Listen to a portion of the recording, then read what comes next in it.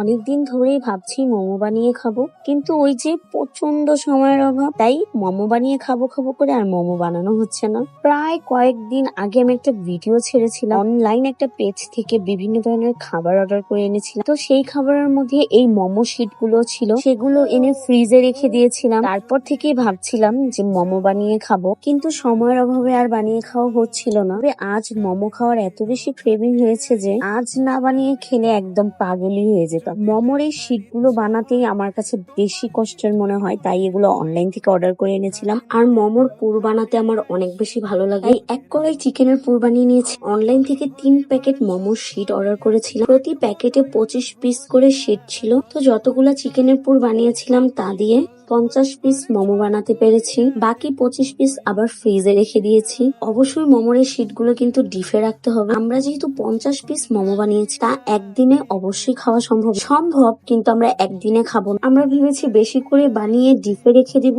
যখন এরকম ক্রেভিং হবে আবার অনেক বেশি ইচ্ছা করে তখনই 2-3টা মোমো স্টিম করে খেয়ে ফেলবো। তো আজ 20টার মতো মোমো স্টিম করেছি, কারণ পরিবারের সবাই বসে একসাথে মোমো খাবো। বাকি 30টা ডিপ ফ্রিজে রেখে দিয়েছি, যখনই ইচ্ছা হবে তখনই খেতে পারবো।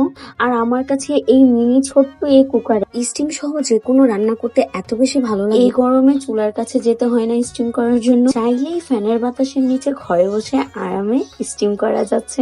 এজন্য এই ছোট্ট মিনি কুকার বন্ধুটাকে আমার খুব বেশি ভালো লাগে। আমি তো রীতিমতো স্টিম করছি আর খাচ্ছিলাম, আর গরম গরম সবাইকে তুলে দিচ্ছিলাম। জানো, মোমো খাওয়ার এত বেশি ক্রেভিং ছিল যে কতক্ষণে মোমো বানাবো আর স্টিম করে খাবো সেই তাড়াহুড়াতেই ছিলাম। সেজন্য মোমোর পুর আর চাটনির কোনো ভিডিও করতে পারিনি, এজন্যই তোমাদের সাথে পুর আর চাটনির কোনো রেসিপি শেয়ার করতে পারলাম না। তারপরেও যদি আমার ভিডিও দেখে কারো কাছে আমার রেসিপি জানতে ইচ্ছা করে, তাহলে অবশ্যই কমেন্ট করে জানাতে ভুলবে না। আমি বরাবরই রান্নাটা কম বেশি ভালোই করি, তবে কিছু কিছু খাবার মাঝে মধ্যে এত বেশি মজা হয়ে যায় যে শুধু খেতে ইচ্ছা করে।